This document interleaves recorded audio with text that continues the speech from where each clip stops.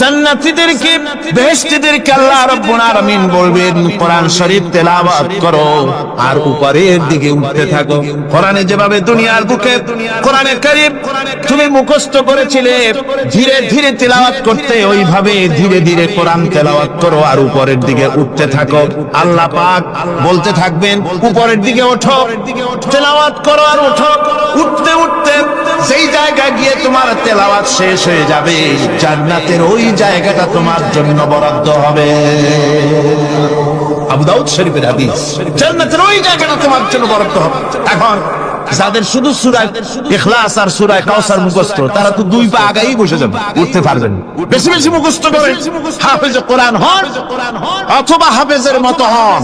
বেশি বেশি মুখস্থ করেন সূরা ইয়াসিন, সূরা দুখান, সূরা আর রহমান, সূরা ওয়াকিয়া, সূরা মুজাম্মিল, যে সমস্ত সূরা, বেশি সূরা আল আরাফ, সূরা কাহাফ, সূরা মারিয়াম ইত্যাদি মুখস্থ করেন। কিয়ামতের দিন কাজে লাগবে, জান্নাতের অত উঁচায় উঠতে পারবেন। হাফেজ কোন জায়গায় যাবে? সুবহানাল্লাহ ওয়া বিহামদিহি। 30 পারা কোন যার সিনার ভিতরে জান্নাতের কোন জায়গাটা আল্লাহ তাকে বরাদ্দ করবেন। সুবহানাল্লাহ সুবহানাল্লাহ। কোরআনে কারীমকে মুখস্থ করুন, বেশি করে মুখস্থ করুন। কোরআনে কারীমকে বেশি করে তেলাওয়াত করুন। এই কোরআনে কারীমকে যারা বেশি করে তেলাওয়াত করবে, তেলাওয়াত করতে গিয়ে যারা আল্লাহর কাছে কিছু চাওয়ার সময় পাবে না, তাদের সম্পর্কে রাসূল করিম সাল্লাল্লাহু আলাইহি ওয়াসাল্লাম বলেছেন হাদিসে কুদসি, হাদিসে কুদসি রাসূল করিম সাল্লাল্লাহু আলাইহি ওয়াসাল্লাম বলেছেন ইয়াকুলু রাব তাবারাক ওয়া তাআলা মান শাগালাহুল কুরআন আন যিকরি মাসআলাতি আতাইতুহু আফযালা মা উতিয়া সাইলি। আল্লাহর নবী বলেন, আমার আল্লাহ পাক বলেছেন কোরআন তেলাওয়াত করতে গিয়ে যারা ব্যস্ত থাকে, কোরআন তেলাওয়াত করতে করতে যারা আমার কাছে হাত পেতে কিছু চাওয়ার সময় পায় না, যারা আমার কাছে হাত পেতে কিছু চায়, তাদের থেকে তেলাওয়াতকারীদেরকে আমি রব্বুল আলামিন বেশি করে দেই। সুবহানাল্লাহ। কোরআন তেলাওয়াত করতে করতে যারা আল্লাহর কাছে হাত পেতে চাওয়ার সময় পায় না, আল্লাহ পাক বলেন যারা চায় তাদের থেকে তেলাওয়াতকারীকে আমি বেশি দেই। আমার বন্ধুগণ, শুধু তাই নয়, এই কোরআনে কারীম যারা তেলাওয়াত করবে, আমল করবে, কিয়ামতের দিন তার মা বাবার মাথার উপরে আল্লাহ রাব্বুল আলামিন, আবু দাউদ শরীফের হাদিসে এসেছে, তার মা বাবার মাথার উপরে নূরের টুপি পরিধান করানো হবে। এমন নূরের টুপি, এমন নূরের তাজ পরানো হবে, চন্দ্র সূর্যের আলোকে ম্লান করে দেবে। হাসরবাসীরা প্রশ্ন করবেন, এ লোকটি কে? কোন ফেরেশতা নাকি বলে না, কোন নবী নাকি বলে না, তবে কি ইনি কে? জবাব হবে, ইনি হচ্ছেন সেই ব্যক্তি যিনি তার সন্তানদেরকে কোরআন শিখিয়েছিলেন। কোরআন শিখানোর কারণে আল্লাহ রাব্বুল আলামিন তার মা বাপের মাথার উপরে নূরের টুপি পরিধান করে হাসরের ভিতরে মর্যাদা দিলেন।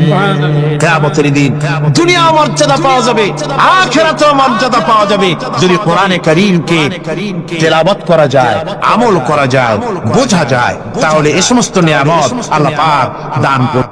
এই পৃথিবীর বুকে যারা আরামে টাটকা সুখগুলি, আরামগুলি যারা বর্জন করে আল্লাহ রাব্বুল আলামিনকে বিশ্বাস করে যারা জীবন পরিচালনা করেছে, আল্লাহ পাক তাদের জন্য জান্নাত রেখেছেন এবং তাদের জন্য বলছেন সাবিকু ইলা মাগফিরাতিন মির রাব্বিকুম ওয়া জান্নাতিন আরদুহা কা'আরদিস সামাই ওয়াল আরদ উইদ্দাত লিল্লাযীনা আমানু বিল্লাহি ওয়া রাসূলিহি।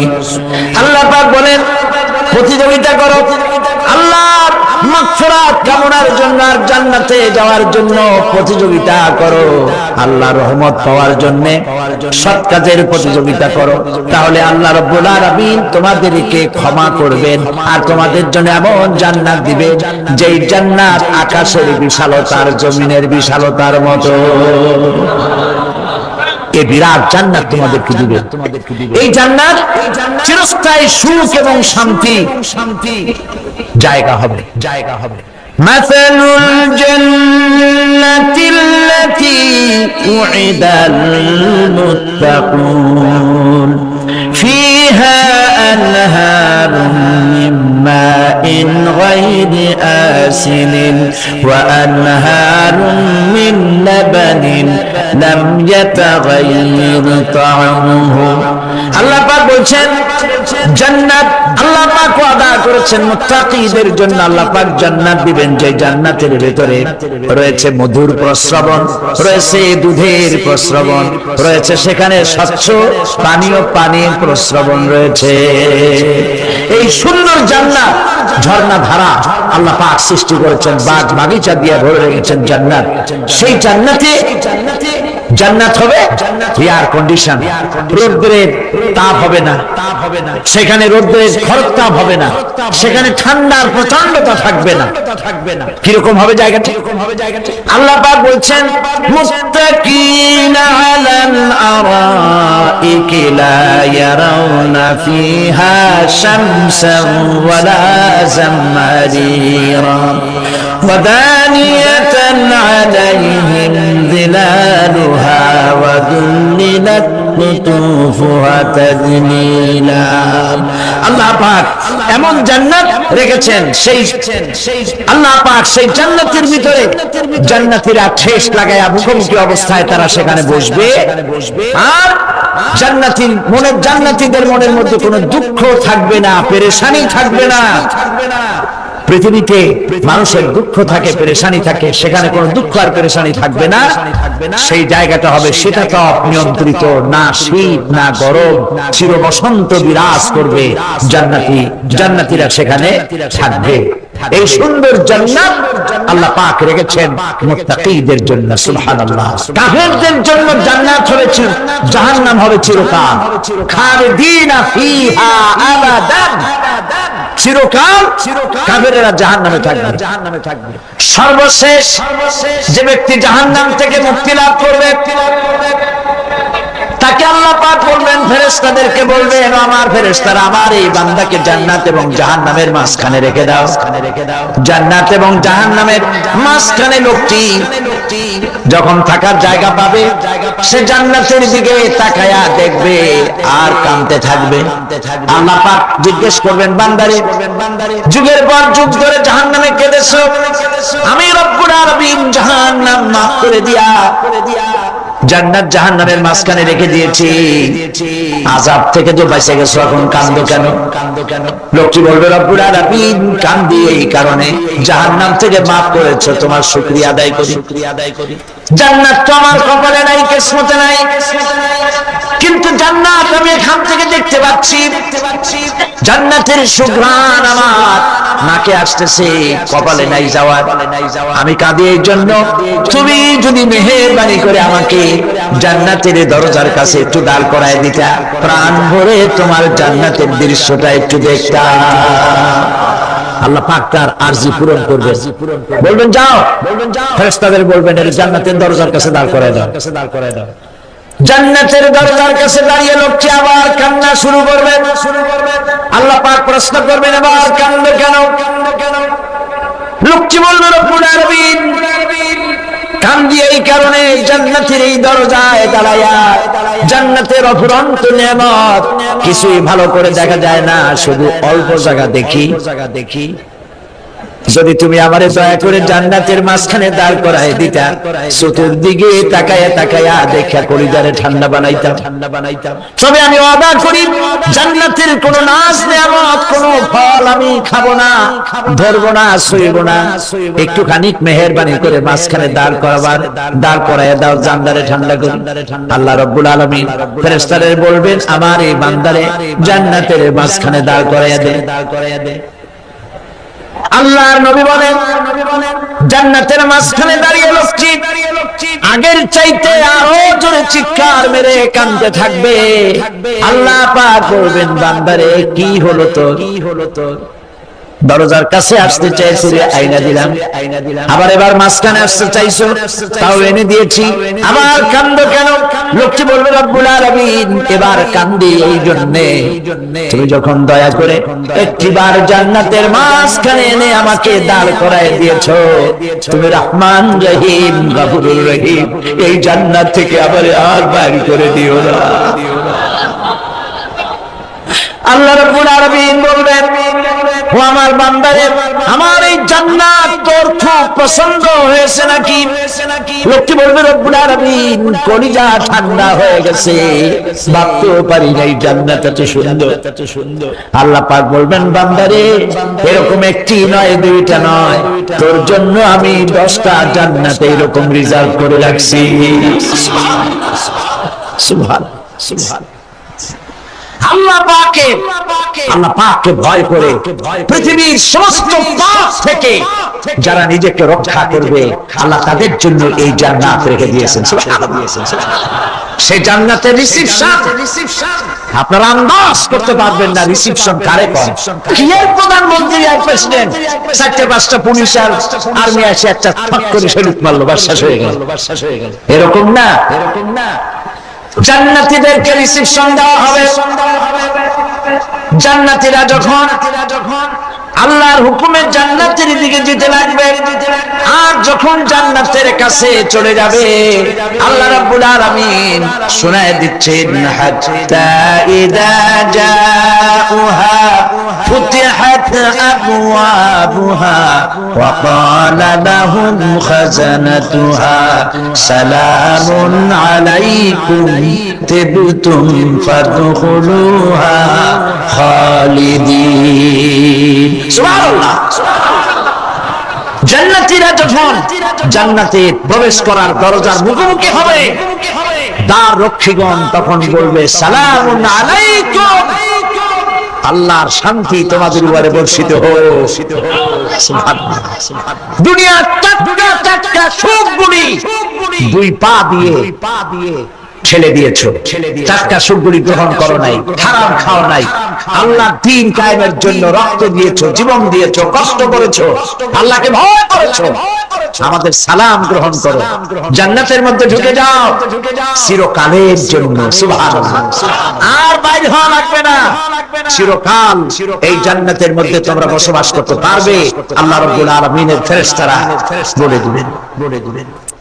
জান্নাতের মধ্যে আল্লাহ পাক হুরদের সঙ্গে জান্নাতীদের বিয়ের ব্যবস্থা করে দিবেন। কোরআনে কারীমে আল্লাহ পাক বলেন মুত্তাকিইনা আলা সুরুরিন মাসফুফাতিন ওয়া যাওয়াজনাহুম বিহুরিন ঈন। সামনাসামনি ভাবে সাজানো সারি সারি আসন সমূহের উপর তারা ঠেস লাগায় বসে থাকবে, আর আল্লাহ রাব্বুল আলামিন হুরদের সাথে জান্নাতীদের বিয়ের ব্যবস্থা করে দিবেন।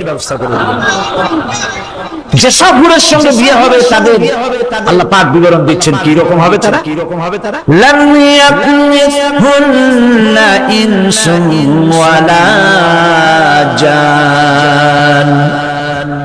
এর পূর্বে জিন এবং ইনসান এদেরকে কেউ স্পর্শ করে না। কিরকম তারা? কাআন্নাহুন্নাল ইয়াকুতু ওয়াল মারজান। যেমন ঝিনুকের ভিতরে মণিমুক্তা থাকে, এইভাবে আল্লাহ পাক তাদেরকে পবিত্র করে রেখে দিয়েছেন। আমার প্রিয় ভাইরা, আল্লাহ রাব্বুল আলামিন কোরআনে কারীমের ভিতরে বলেছেন ফাবিআইয়ি আলা'i রাব্বিকুমা তুকাযযিবান। জান্নাত দান করেন আল্লাহ পাক এবার জান্নাতীদেরকে সম্বোধন করে বলবেন ইয়া ইবাদি লা খাউফুন আলাইকুমুল ইয়াওমা ওয়ালা আনতুম তাহজানুন। হে আমার বান্দারা, লা খাউফুন আলাইকুমুল ইয়াওম, আজ আর কোনো ভয় নাই। সুবহানাল্লাহ, সুবহানাল্লাহ। আজ আর কোনো ভয় নাই, কোনো চিন্তাও নাই, আরামে এই জান্নাতের মধ্যে বসবাস করো। এরপরে আল্লাহ পাক জিজ্ঞেস করবেন ও আমার জান্নাতীরা, আমি যে সব ওয়াদা করছিলাম আমার ওয়াদা মোতাবেক সমস্ত নিয়ামত পেয়েছো? তারা বলবে হ্যাঁ পেয়েছি। সব নিয়ামত আপনার ওয়াদা মোতাবেক সব পেয়েছি। আল্লাহ রাব্বুল আলামিন বলবেন সব পাও নাই, ওয়ালাদাইনা মাজিদ, আমার কাছে আরো বেশি আছে। সুবহানাল্লাহ, আমার কাছে আরো বেশি আছে। জান্নাতীরা বুঝবে না সে আরো বেশিটা কি, এর থেকে আর বেশি কি। প্রিয় ভাই সব, নবী করিম সাল্লাল্লাহু আলাইহি সাল্লাম বলেছেন, জান্নাতের সুখ আর শান্তি কোন চোখ নাই যা দেখেছে, যা কোন অন্তঃকরণ নাই যা কল্পনা করতে পেরেছে। এই জান্নাত মুত্তাকিদের জন্য আল্লাহ রাখছেন। সুবহানাল্লাহ। জান্নাতীরা ভাবতেও পারবে না সেই নিয়ামতগুলি কি। প্রিয় ভাই সব,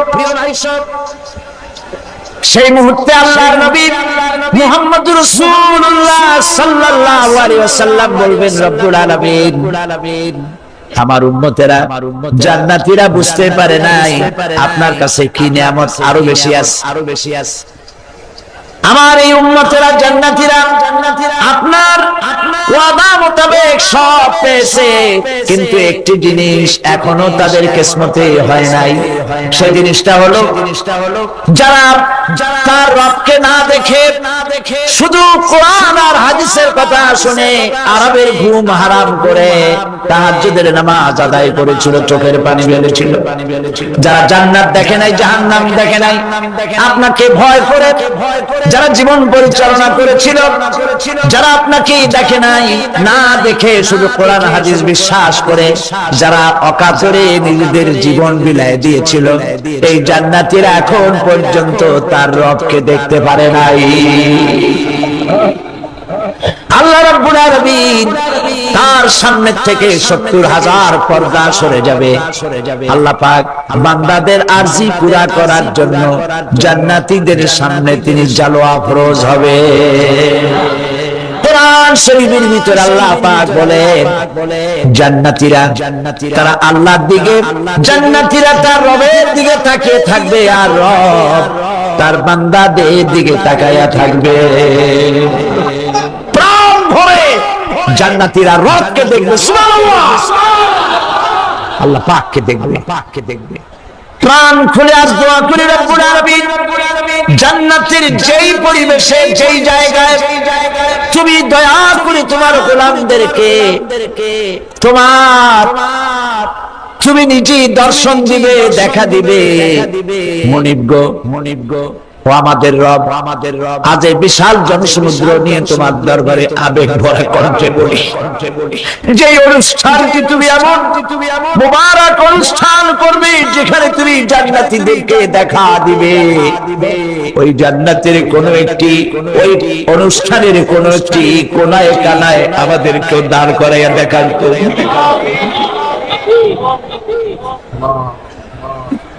প্রিয় ভাই সব, আল্লাহ রাব্বুল আলামিন মানুষের সামনে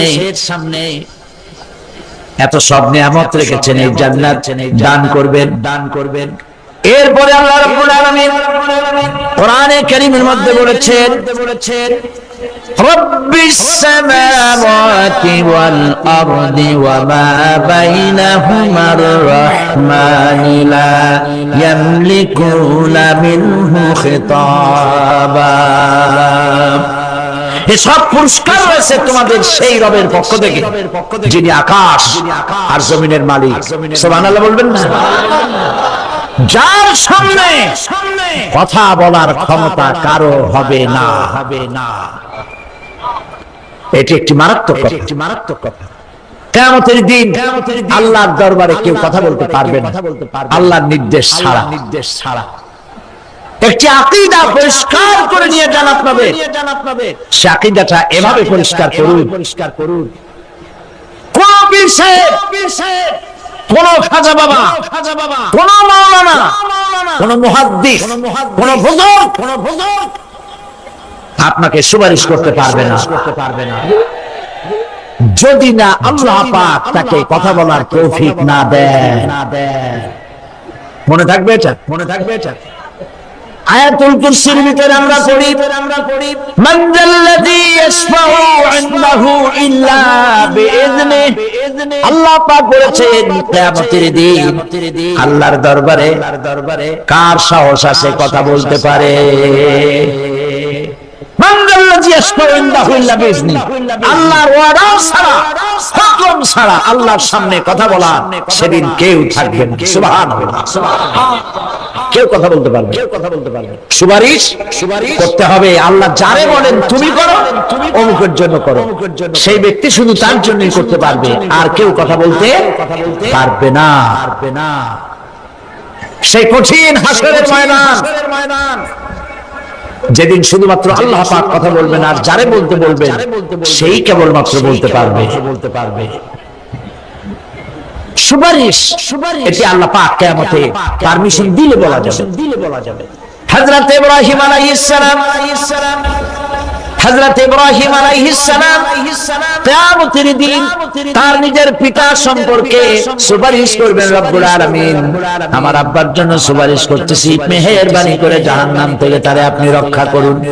আল্লাহ রব্বুল আলামিন বলবেন, ইব্রাহিম তোমার সুপারিশ মঞ্জুর হবে না।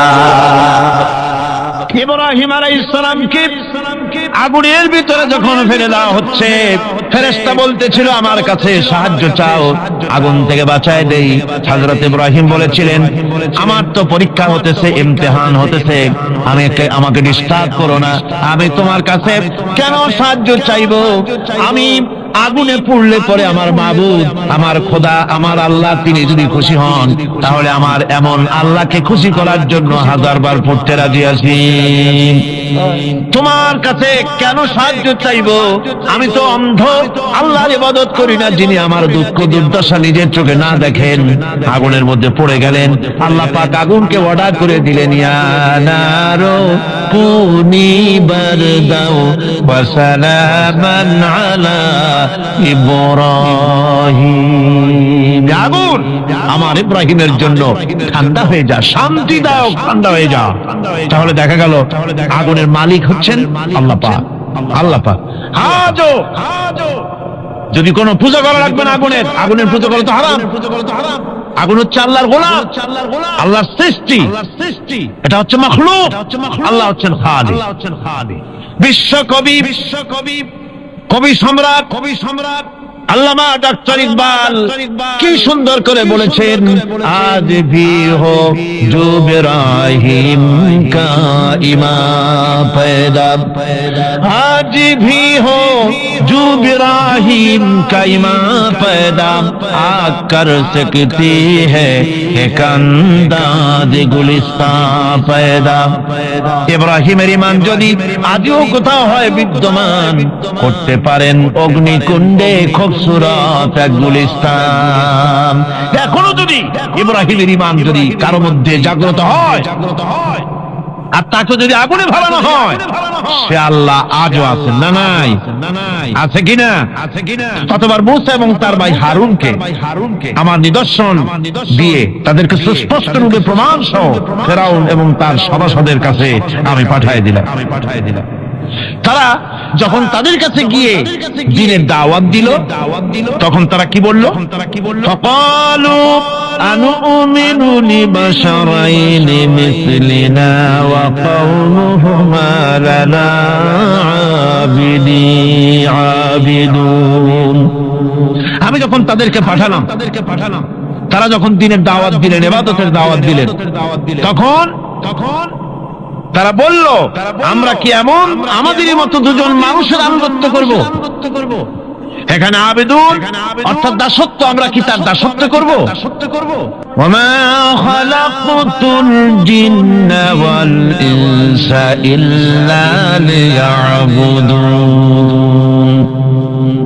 আমি মানুষ এবং জিনকে সৃষ্টি করেছি শুধুমাত্র আমার ইবাদতের জন্য, আমার গোলামের জন্য, আমার আনুগত্যের জন্য। এখন এই ইবাদত আমাদের সৃষ্টি হয়েছে কিসের জন্য? জবাব দিতে হবে সকলকে, কি জন্য? ইবাদতের জন্য। আমি যে মাঝে মধ্যে প্রশ্ন করি, তাতে কি আপনারা রাগ করেন নাকি? আমি আপনাদেরকে কষ্ট দেওয়ার জন্য প্রশ্ন করি না, এটি সুন্নতের একটি অংশ। রাসূল সাল্লাল্লাহু আলাইহি ওয়াসাল্লাম গুরুত্বপূর্ণ কথাগুলি সাহাবায়ে কিরামদেরকে 3 বার করে জিজ্ঞেস করতেন, যাতে করে কথাগুলি অন্তরের ভেতরে ঢুকে যায়, কলিজার ভিতরে ঢুকে যায়। আল্লাহ পাক আমাদের সৃষ্টি করেছেন ইবাদতের জন্য। কিসের জন্য? আমরা যেন তার গোলামি করি, সেই জন্য আল্লাহ পাক আমাদেরকে সৃষ্টি করেছেন, জিনদেরকেও সৃষ্টি করেছেন ইবাদতের জন্য। এই ইবাদত একটি ব্যাপক অর্থবোধক শব্দ। আমরা যদি ইবাদতটা নাই বুঝি, তা আমাদের মানব জন্ম হবে বৃথা। ইবাদত হচ্ছে আল্লাহ পছন্দনীয় জিনিসগুলি আমল করে তার সন্তুষ্টি অর্জন করার জন্য প্রচেষ্টা চালানো জীবনের সকল ক্ষেত্রে।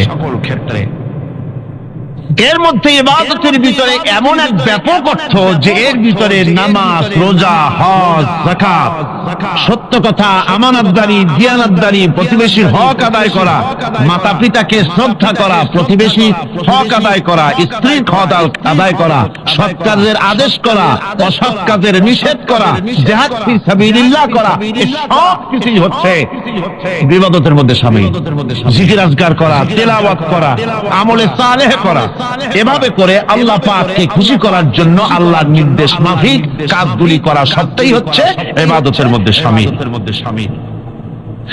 মানব সৃষ্টির উদ্দেশ্য এবং লক্ষ্যই হচ্ছে মানুষ গোলামি করবে, আনুগত্য করবে আল্লাহ পাক।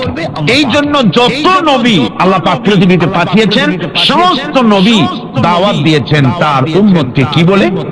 ইয়া قوم اعبدوا الله ما لكم من إله غيره। প্রত্যেক নবী তার জাতিকে, তার সম্প্রদায়কে ডেকে বলেছেন, হে আমার জাতি, হে আমার সম্প্রদায়, এক আল্লাহর গোলামি করো, তিনি ছাড়া তোমাদের কোনো ইলাহ নাই, প্রভু নাই, মাবুদ বলে কেউ নাই। এভাবে করে কোরআনে কারীম একজন একজন করে নবীদের নাম উচ্চারণ করে আল্লাহ পাক শুনিয়ে দিলেন, শোনো, লাকাদ আরসালনা নূহান ইলা কওমিহি ফাকালা ইয়া কওমি ইবুদুল্লাহা মা লাকুম মিন ইলাহিন গায়রুহু। আল্লাহ পাক বলেন, আমি নূহ আলাইহিস সালামকে তার কওমের জন্য নবী করে পাঠালাম, আর নূহ আলাইহিস সালাম তার জাতিকে ডেকে বললেন, ও আমার জাতি, ও আমার সম্প্রদায়, এক আল্লাহর গোলামি করো, তিনি ছাড়া তোমাদের কোনো রব নাই, ইলাহ নাই, মাবুদ নাই। হুদ আলাইহিস সালাম সম্পর্কে আল্লাহ পাক বলছেন, ওয়াইলা আদিন আখাহুম হুদান ক্বালা ইয়া কওমি ইবুদুল্লাহা মা লাকুম মিন ইলাহিন গায়রুহু। হুদকে আমি সামুদ জাতির জন্য, আমি সালেহ আলাইহিস সালামকে তার জাতির জন্য পাঠিয়েছি, হুদকে তার জাতির জন্য পাঠিয়েছি, এবং তারা সকলেই বলেছেন, হে আমার জাতি, এক আল্লাহর গোলামি করো, এক আল্লাহর দাসত্ব করো, আর কারো গোলামি করা যাবে না। এভাবে করে শুআয়ব আলাইহিস সালাম সম্পর্কে আল্লাহ পাক বলেছেন, আমি মাদিয়ানবাসীদের জন্য তাকে পাঠিয়েছি এবং তাকে আমি বলেছি যে একমাত্র আল্লাহ পাকের গোলামি করো, জীবনের সকল ক্ষেত্রে তার আনুগত্য করো। আল্লাহ পাকের পরে বলেন, শুধু নূহ, শুধু হুদ, শুধু সালেহ আর শুআয়ব নয়, শুধু মূসা আর ঈসা নয়, ওয়ালাকাদ বা'আসনা ফি কুল্লি উম্মাতির রাসূলা আন ইবুদুল্লাহা ওয়াজতানিবুত তাগুত। আমি প্রত্যেক জাতির জন্যই রাসূল প্রেরণ করেছি এবং সকলেই দাওয়াত দিয়েছেন, আন ইবুদুল্লাহ ওয়াজতানিবুত তাগুত, এক আল্লাহর গোলামি করো, এক আল্লাহর আনুগত্য করো, আর তাগুতকে বর্জন করো। তাগুত হচ্ছে সেই শক্তি যে শক্তি শুধু নিজেই আল্লাহর আইন অমান্য করে না, অন্যদেরকেও অমান্য করতে বাধ্য করে। তাকে কি বলা হয়? কোরআন বলছি, وما أرسلنا من قبلك من رسول إلا نوحي إليه أنه لا إله إلا أنا فاعبدون। আল্লাহ পাক বলছেন, হে নবী, তোমার পূর্বে এই পৃথিবীতে আমি যাদেরকে পাঠিয়েছি তাদের সকলের প্রতি আমি এই ওহী অবতীর্ণ করেছিলাম যে তারা তার জাতিকে বলবে, লা ইলাহা ইল্লা আনা আমি ছাড়া কোনো ইলাহ নাই, অর্থাৎ আল্লাহ ছাড়া কোনো ইলাহ নাই, এই কথাটা নবীরা সকল জাতির কাছে তারা বলবে, এই বলে ওহী নাযিল করেছে, এবং তারা বলবে একমাত্র আল্লাহ পাকের গোলামি, তার আনুগত্য জীবনের সকল ক্ষেত্রে করতে হবে, তিনি ছাড়া কোনো ইলাহ নাই, এটাকে বিশ্বাস করতে হবে। মেরাজ উপলক্ষে আল্লাহ পাক রাসূল করিম সাল্লাল্লাহু আলাইহি ওয়াসাল্লামকে যে পেগাম দিয়েছিলেন, যে হাদিয়া দিয়েছিলেন, যে 14টি পেগাম ছিল, তার মধ্যে প্রথম পেগাম যেটা ছিল সে ছিল কি? ওয়াকাদা রাব্বুকা আল্লা তা'বুদু ইল্লা ইয়্যাহু ওয়া বিল ওয়ালিদাইনি ইহসানা। তোমার রবের পক্ষ থেকে এটা চূড়ান্ত রূপে ফয়সালা হয়ে গিয়েছে, চূড়ান্ত ফয়সালা হয়ে গিয়েছে যে দাসত্ব, গোলামি, আনুগত্য করতে হবে কেবলমাত্র আল্লাহ সুবহানাহু ওয়া তাআলা। আল্লাহ পাকের গোলামি ছাড়া কারো গোলামি করা যাবে না। এখন এই গোলামিটা কি জিনিস, আসুন আমরা ব্যাখ্যা করে আলোচনা করে বুঝতে চেষ্টা করি গোলামিটা কি। এটি হচ্ছে এটা মানুষের একটা স্বভাবজাত প্রবৃত্তি। মানুষের সামনে মানুষ কারো না কারো আনুগত্য করতে চায়, এটা তার রুহের মধ্যে, তার রক্তের মধ্যে, তার দেহের মধ্যে এটা মিশ্রিত রয়েছে। যেমন মানুষ ক্ষুধা লাগলে ক্ষুধা নিবৃত্ত করার জন্য আহারের আশ্রয় গ্রহণ করে, ঠান্ডা লাগলে শীত বস্ত্রের আশ্রয় নেয়, ক্ষুধা লাগলে খাদ্যের আশ্রয় নেয়, গরম লাগলে বৃষ্টি হলে ঘরের মধ্যে আশ্রয় নেয়, মনের ভাষা ব্যক্ত করার জন্য, মনের কথা ভাবের আদান প্রদান করার জন্য ভাষার আশ্রয় গ্রহণ করে। ঠিক এগুলি যেমন তার সহজাত প্রবৃত্তি, অনুরূপ ভাবে উপাসনার প্রেরণা তার মধ্যে স্বাভাবিকভাবেই উপাসনার প্রেরণা তার মধ্যে ঢুকিয়ে দেওয়া রয়েছে। কারো না কারো সামনে তার মাথা নত করা এটি একটি স্বাভাবিক প্রেরণা। ইবাদতের ধারণা প্রকৃতপক্ষে এটি একটি ব্যাপক ধারণা। এর প্রথমে এটাকে দুই ভাগে ভাগ করা যায়, একটা হচ্ছে বন্দিগি এবং আনুগত্য, আর একটা হচ্ছে পূজা বা অর্চনা। বন্দিগি এবং আনুগত্যের ব্যাপারটা হচ্ছে যে উচ্চতর কোন একটি সত্তার সামনে মাথা নত করে দেওয়া, যেটাকে আরবিতে বলা হয় ইজহারে তাদাল্লুল, নিজেকে ছোট করা। এই নিজেকে ছোট করাটা এটা কিন্তু আল্লাহ পাক ছাড়া কারো সামনে মাথা নত করা, কথা বুঝেন না নাকি? আল্লাহ ছাড়া কারো সামনে মাথা নত করা যাবে না। সুতরাং ইজহারে তাদাল্লুল, মানুষ নিজেকে ছোট করবে কেবলমাত্র আল্লাহর কাছে। কার কাছে? আল্লাহ ছাড়া কারো সামনে মানুষ মাথা নত করতে পারবে না। এমনকি আমার দেশের কোর্টগুলিতে জজ সাহেবদেরকে বলা হয় মিলর্ড, আমার প্রভু। ব্রিটিশের শেখানো কথা, কোন মুসলমান উকিলের এমন কথা বলা উচিত নয়, জায়েজ নয়, হারাম। এ ধরনের কাস্টম, এ ধরনের ট্র্যাডিশন উৎখাত করা উচিত। মাননীয় স্পিকার, মাননীয় জজ সাহেব, সম্মানিত জজ সাহেব এভাবে বলতে পারে, কিন্তু আমার প্রভু তো মুসলমানের একজন। প্রভু কয়জন? তার নাম কি? এই 60 জনে কইলেন আল্লাহ। আল্লাহর নাম নিতে দুঃখ লাগে, ভয় করে, লজ্জা করে, চিল্লা কোন প্রভুকে? আল্লাহ সুবহানাহু ওয়া তাআলা। সুতরাং তার সামনে মাথা নত করতে হবে। এখন বন্দিগি বা আনুগত্য, আমি এই জিনিসটা একটা দৃষ্টান্তের মাঝে আপনাদের সামনে পেশ করতে চাই। খুবই গুরুত্বপূর্ণ বিষয়, আপনারা শুনলে আশা করি আল্লাহ পাক আমাদেরকে ফায়দা দান করবেন। আমি দোয়া চাই এই গুরুত্বপূর্ণ বিষয়টি যেন গুছিয়ে আপনাদের সামনে পেশ করতে পারি, আল্লাহ পাক যেন তৌফিক দান করেন। এই আনুগত্যটা একটা দৃষ্টান্ত ভাবে দেওয়া যায়, যেমন চাকর মনিবের আনুগত্য করে। চাকর কার আনুগত্য করে? মনিবটা বলে, চাকর সেগুলিকে মান্য করে। এটাকে আরেকটু বড় করে যদি দেখতে চান তাহলে এভাবে বলা যায়, জনগণ, একটা দেশের জনগণ সরকারের আনুগত্য করে। সরকার যা বলে সরকারের আনুগত্য করে।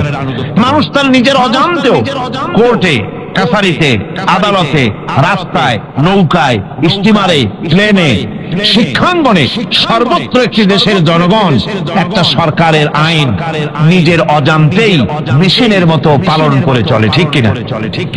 এই দৃষ্টিতে যে পরিমাণ লোক কোন সরকারের কর্তৃত্ব সীমায় বাস করে এবং তারা আইনের অনুবর্তন করে, তাদের সম্পর্কে আমরা বলতে পারি জনগণ অমুক সরকারের আনুগত্য করছে। আর এটাকে যদি আরবিতে বলেন তাহলে বলা যায় এভাবে, জনগণ অমুক সরকারের ইবাদত করছে, আনুগত্য করছে, দাসত্ব করছে, গোলামি করছে। এবার এই ধারণাটিকে আরো একটু প্রশস্ত করে নিন, তাহলে আপনি দেখতে পাবেন প্রথমে বললাম মনিবার চাকর, তারপর বললাম জনগণ আর সরকার। এবার এই দৃষ্টিকে আরো প্রশস্ত করে দিয়ে বিশ্বের দিকে তাকান, মহা শূন্যের দিকে তাকান। গাছপালা, তরু লতা, কীট পতঙ্গ সব যেন কারো আইন মেনে চলছেই তো মনে হয়, নাকি কন?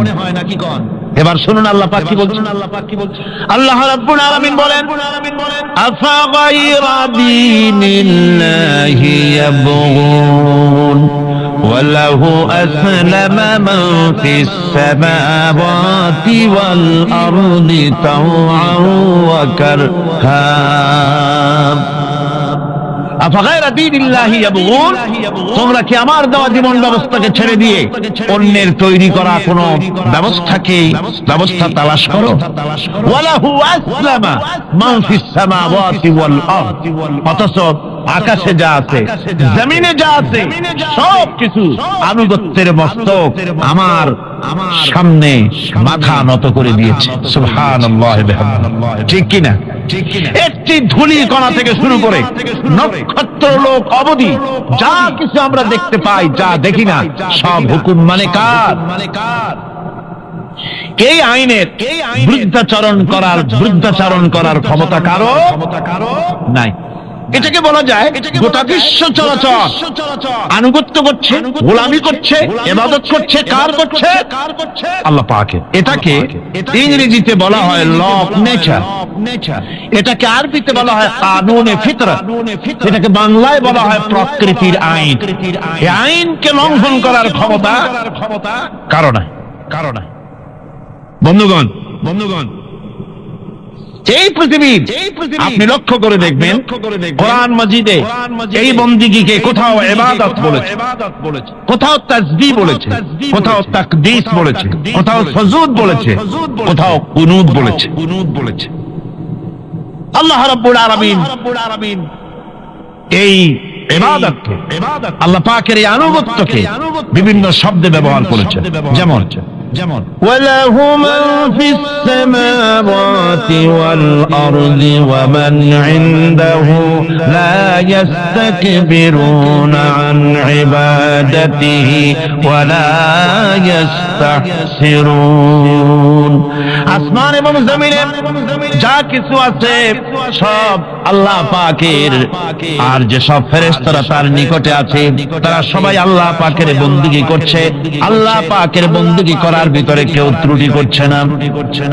ইউসাব্বিহুনাল লাইলা ওয়ান নাহারা লা ইয়াফতুরুন, তারা রাত দিন তার প্রশংসা কীর্তনে মাথা নত করে দিয়ে কোন রকমের বিশ্রাম ছাড়া, শৈথিল্য ছাড়া সব আল্লাহ পাকের জিকির করছে, তাসবিহ করছে, আনুগত্য করছে। আকাশের সমস্ত ফেরেশতারা, কত ফেরেশতা তার তো কোনো ঠিক ঠিকানা নাই। কত লক্ষ লক্ষ ফেরেশতা আছে শুধু রুকুর হালতে আছে, কেউ তো সিজদার হালতে আছে, কেউ তো কিয়ামের হালতে আছে। আর যার উপরে যে ডিউটি আছে সেই ডিউটি পালন করছে, সব আল্লাহ পাকের আনুগত্য করে চলছে। এভাবে করে আল্লাহ পাক বলছেন যে আমার আনুগত্য এবং আমার তাসবিহ, আমার গুণকীর্তন করার জন্য সবাই এর মধ্যে ব্যস্ত আছে। ইউসাব্বিহু লিল্লাহি মা ফিস সামাওয়াতি ওয়া মা ফিল আরদ আল মালিকিল কুদ্দুসিল আজিজিল হাকীম। ইউসাব্বিহু লিল্লাহি, তাসবিহ পড়ছে, সাব্বাহা ইউসাব্বিহু তাসবিহান, তাসবিহ পড়েছে, তাসবিহ পড়ছে, তাসবিহ পড়বে। কিয়ামত পর্যন্ত যা কিছু আছে আকাশে, যা কিছু আছে জমিনে, যা কিছু আছে এর মাঝখানে সব তাসবিহ করছে কার? আল্লাহ পাকের জিকির করছে, তাসবিহ করছে। হযরত ইউনূস আলাইহিস সালাম মাছের পেটে যখন ঢুকে পড়েছিলেন, যখন নিজের জীবন সম্পর্কে হতাশ হয়ে গিয়েছিলেন, তখন তিনি শুনতে পাচ্ছিলেন চতুর্দিকে যে সমস্ত জলচর প্রাণী আছে, হাত্তাকে সমুদ্রের তলদেশের, দরিয়ার তলদেশের বালুকণা, পাথরের নুড়ি, শৈবাল সব কিছু থেকে আল্লাহ পাকের জিকির হচ্ছে। ভিতর থেকে আওয়াজ আসতেছে আল্লাহ আল্লাহ আল্লাহ আল্লাহ আল্লাহ আল্লাহ আল্লাহ আল্লাহ আল্লাহ, জোরে বলেন আল্লাহ আল্লাহ আল্লাহ আল্লাহ আল্লাহ আল্লাহ আল্লাহ।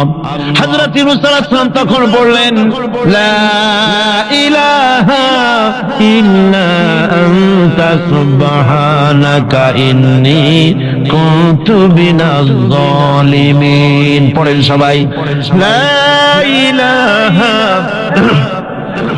ইল্লা আনতা সুবহানাকা ইন্নী কুনতু মিনাজ জালিমিন। লা ইলাহা ইল্লা আনতা, তুমি ছাড়া কোনো ইলাহা নাই। আমি তোমার প্রশংসা করছি, আমি তোমার পবিত্রতা ঘোষণা করছি। আমি নিজের উপর জুলম করেছি।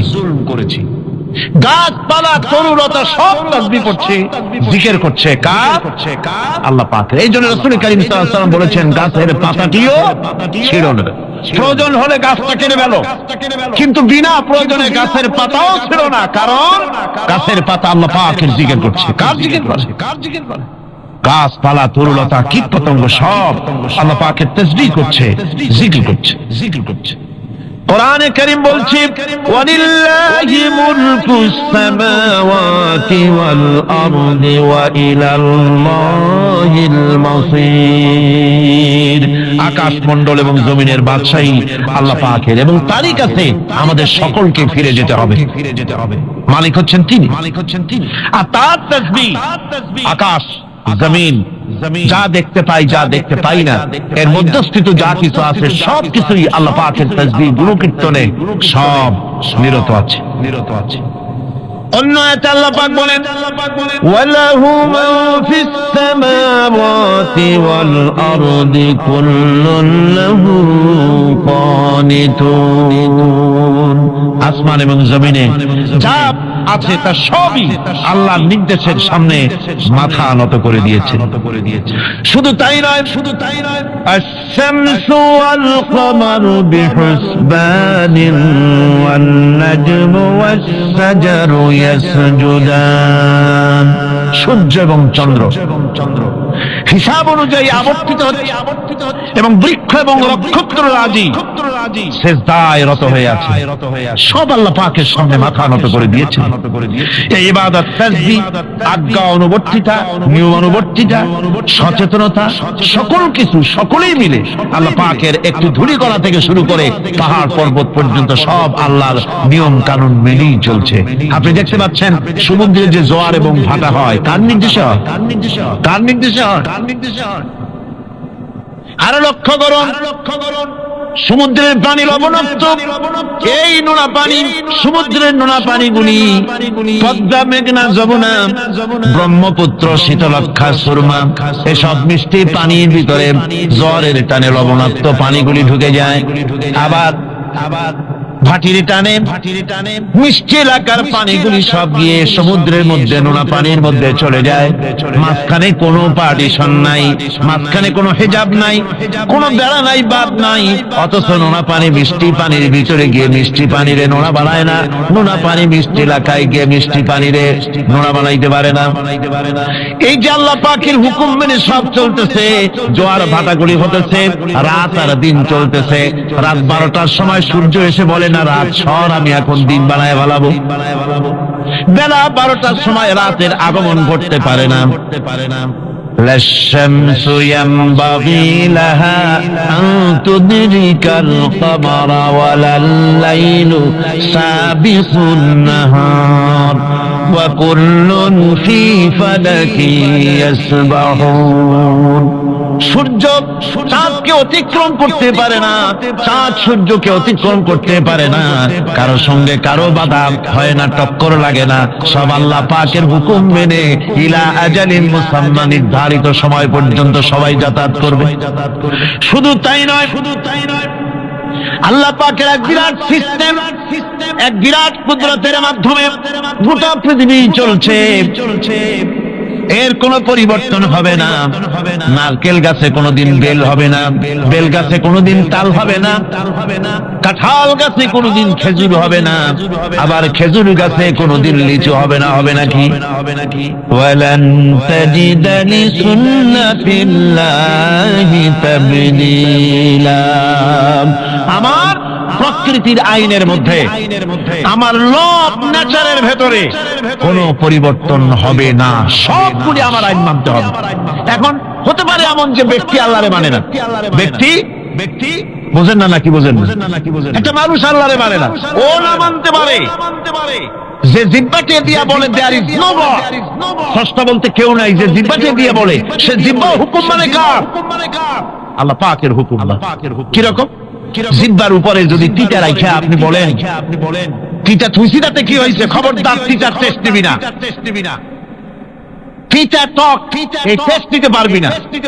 আপনার কথা জিহ্বা শুনবে, ওর উপরে যে নির্দেশটা আছে সেই নির্দেশ অনুযায়ী সে কাজ করবে। টয়লেটে গিয়ে আপনি না কেড়ে কবেন যে খবরদার, আমি একটা বিরাট অফিসার, অনেক টাকা পয়সার মালিক, অথবা বিরাট একটা মন্ত্রী টন্ত্রী কিছু একটা, সবাই আমার হুকুম মানে, তোকেও মানতে হবে, খবরদার দুর্গন্ধ যেন নাকের মধ্যে না ঢোকে, নাক আমি চাবি ধরতে পারবো না। শুনবে না কে? শুনবে। নাক হোক, কান হোক, চোখ হোক, মুখ হোক, প্রত্যেকটা অঙ্গ প্রত্যঙ্গ এগুলি সব হুকুম মানে কার? হতে পারে ব্যক্তি আল্লাহরে অস্বীকার করে বসলো, আল্লাহকে বললো যে আল্লাহ নাই, সব এমনি কপালের লক্ষণ। কিসের লক্ষণ? কপাল পড়া লক্ষণ। সব বোঝে, একটা মাত্র এটা কয় যে না কেউ এটারে বানাই।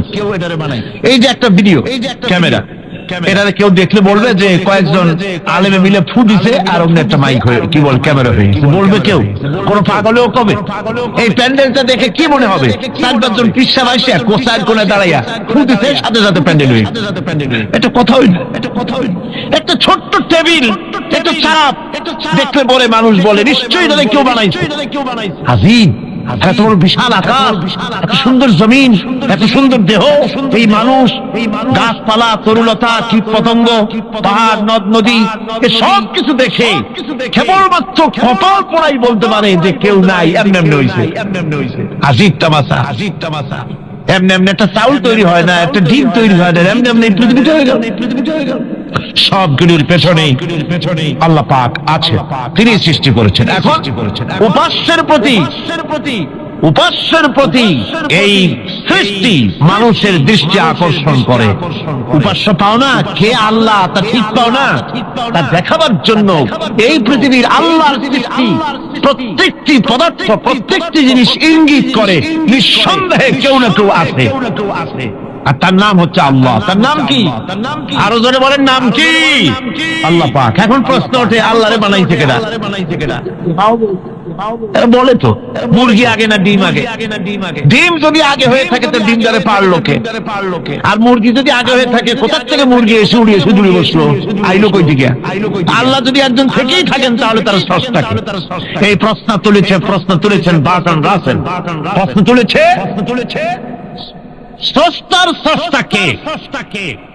আমি দেখলাম একটা আর্মি অফিসার একটা বই লিখেছেন, আমার এত ভালো লাগলো। বইটার নাম হচ্ছে আল কোরআন দা চ্যালেঞ্জ, মহাকাশ পর্ব। দারুণ লিখেছেন তিনি, আপনারা যদি পান খুঁজে নিয়ে পড়বেন। সে বইয়ের শেষ ভাগে গিয়ে তিনি এটার জবাব দিয়েছেন, স্রষ্টার স্রষ্টাকে তাই তুমি তালাশ করো। কানা সাহেব মানে পুজো চায় চিতই শুইতে।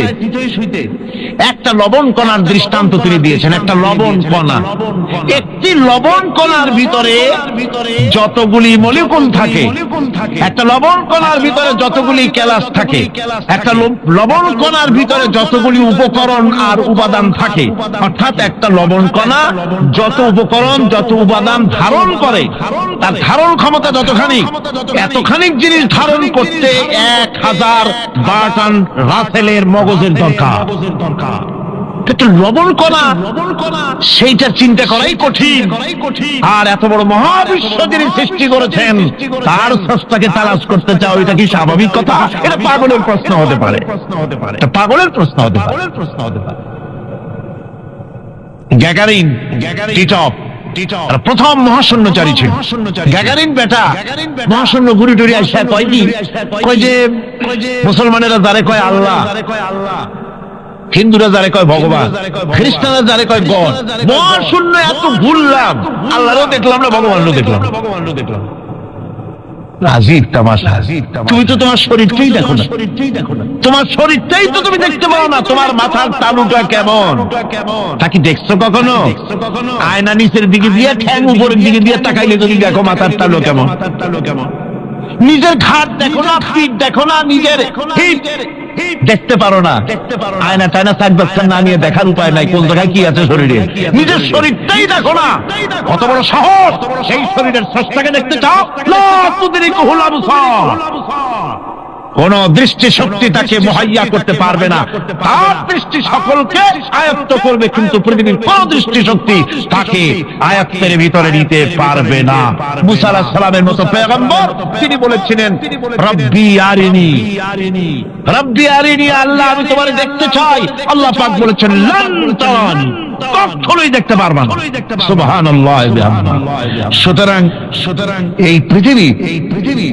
এই পৃথিবীর সবকিছু ইঙ্গিত করে যে একজন আছেন।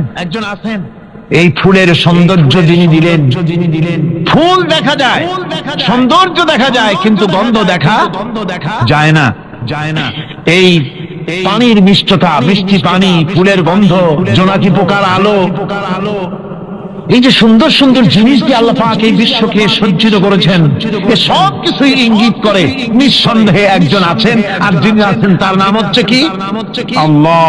জোরে বলেন তিনি কে? আল্লাহ। এখন এই স্রষ্টাকে চিনতে মানুষের বড্ড হয়রানি স্রষ্টাকে চেনার জন্য। এই স্রষ্টাকে খোঁজার জন্য, চেনার জন্য মানুষ শক্তি পূজা আরম্ভ করলো। ওই যে আমি আগে বলেছি, মানুষের মধ্যে একটা স্বাভাবিক প্রেরণা, এই কারো না কারোর সামনে মাথা নত করে দেবে।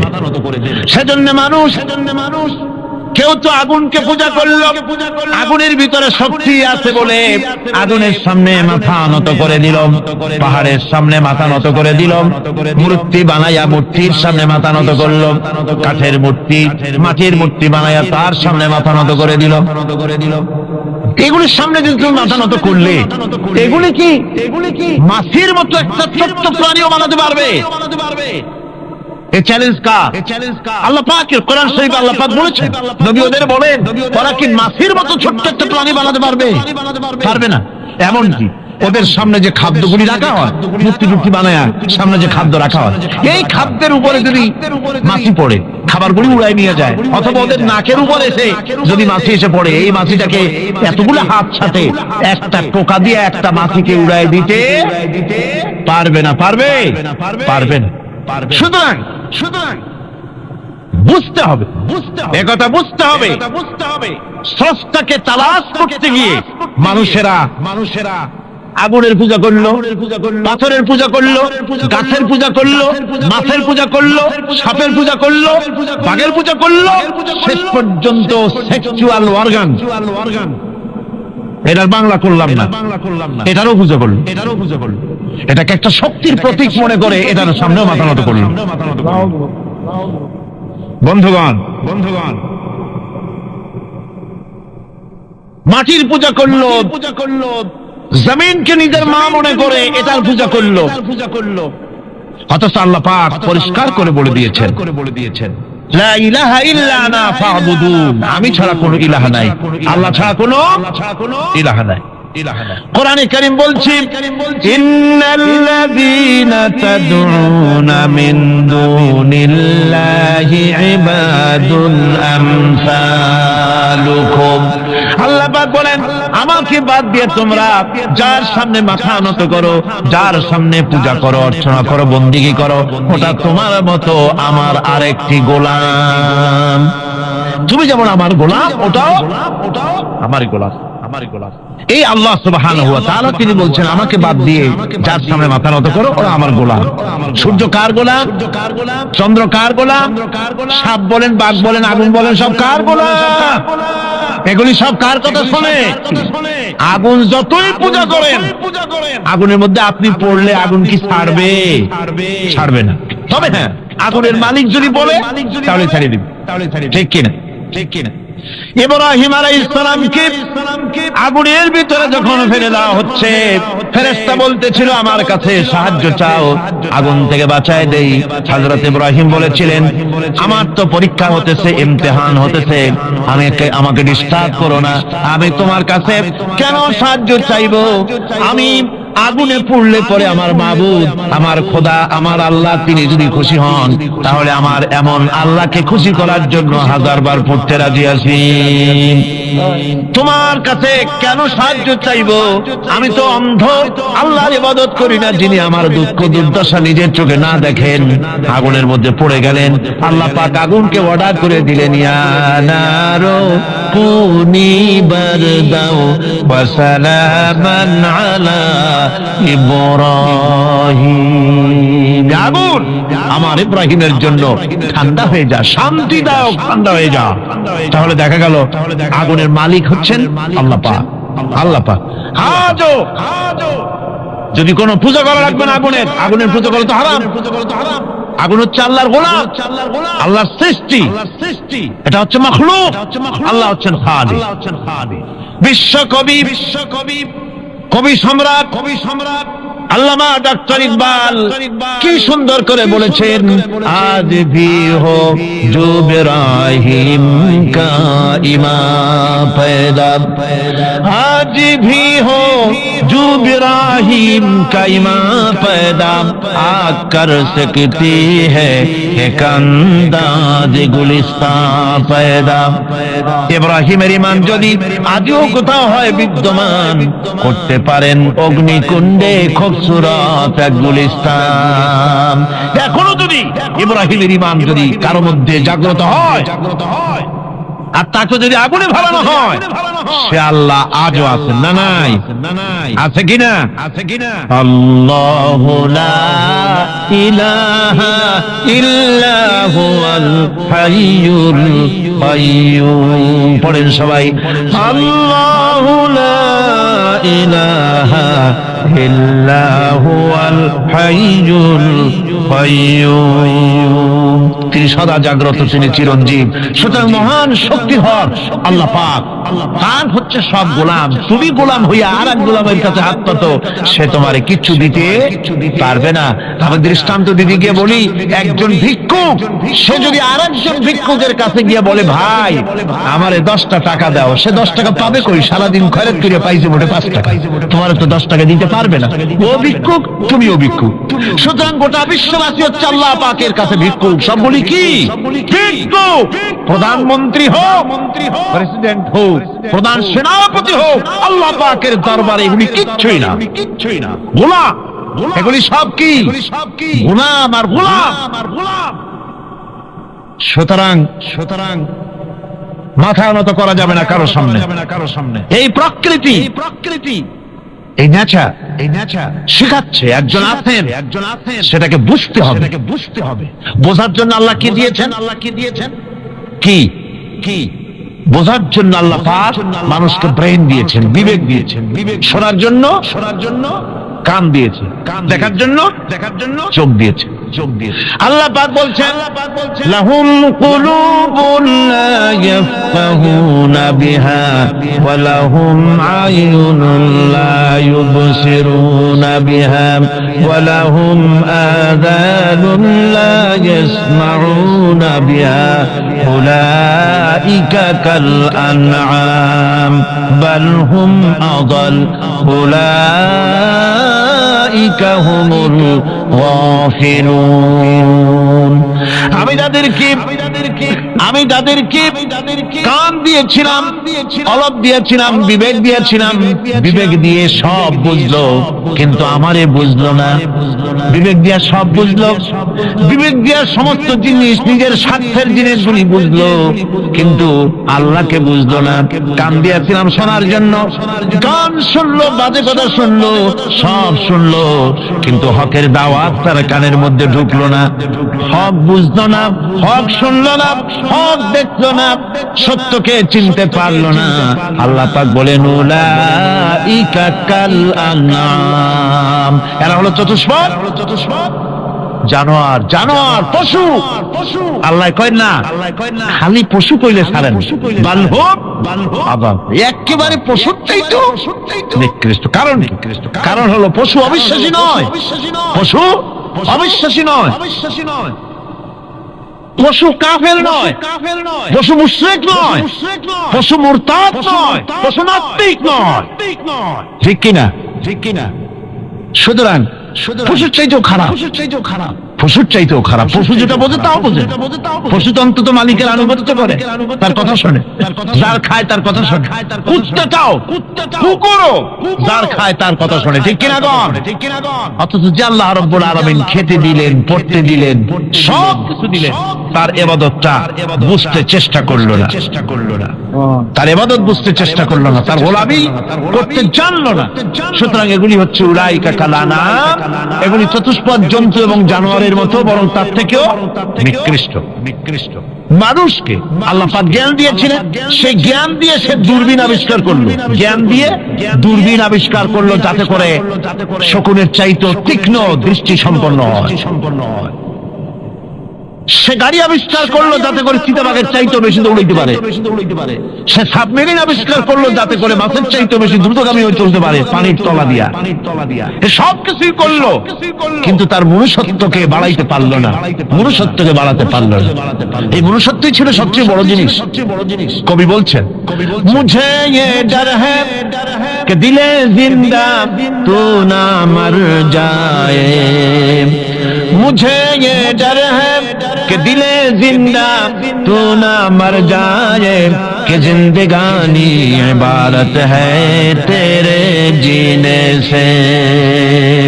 मुझे ये डर है कि दिले जिंदा तू ना मर जाए, আমার এই ভয় হয় হে আমার জীবন্ত আত্মা তোর না অপমৃত্যু হয়ে যায়, কারণ তোর যদি অপমৃত্যু হয় তাহলে আমার তো বেঁচে থাকার কোনো লাভ নাই।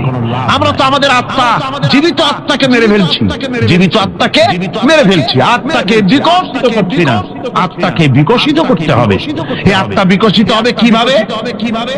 সব জিনিসের খাবার আল্লাহ পাক এই জমিনে তৈরি করেছেন, ঠিক কিনা কর? সকলের খাবার এই জমিন। মানুষ যেহেতু তৈরি হয়েছে এই মাটি দিয়ে, সেই জন্য আল্লাহ রাব্বুল আলামিন মানুষের খাবার মাটি দিয়ে তৈরি করে দিয়েছেন। কলা দিয়েছেন, কচু দিয়েছেন, আলু দিয়েছেন, মূলা দিয়েছেন, তাল দিয়েছেন, বেল দিয়েছেন, মাছ দিয়েছেন, তরকারি দিয়েছেন, পনির দিয়েছেন, দিয়েছেন, গোশত দিয়েছেন। খাবারের কোনো অভাব রাখেন নাই, সব মাটি দিয়ে। কিন্তু দেহটা আমাদের ভিতরে, আত্মাটা আমাদের মধ্যে, আত্মা থাকলে পরে বাঁচি, আত্মা না থাকলে পরে মরে যাই। সেই রুহের খাবার আমরা কেউ দিতেছি না। রুহটা কি? আল্লাহ পাক বলছেন নবী আপনাকে প্রশ্ন করা হয় ওয়ায়াসআলুনাকা আনির রূহ কুলির রূহু মিন আমরি রাব্বি। নবী হে, প্রশ্ন করা হয় রূহ কি জিনিস? এর জবাব হচ্ছে এই বলে দিন, রূহ হচ্ছে আল্লাহর একটু